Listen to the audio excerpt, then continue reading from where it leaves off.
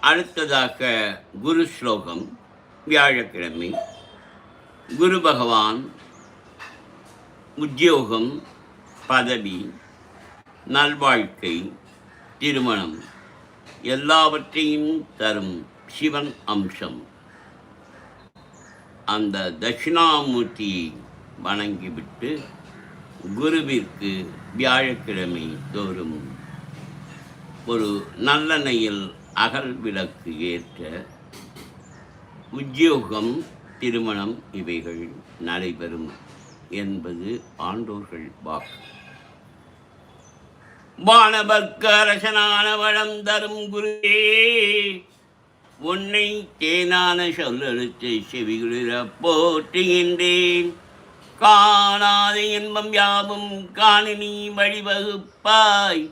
மீனமும் தனுஷம்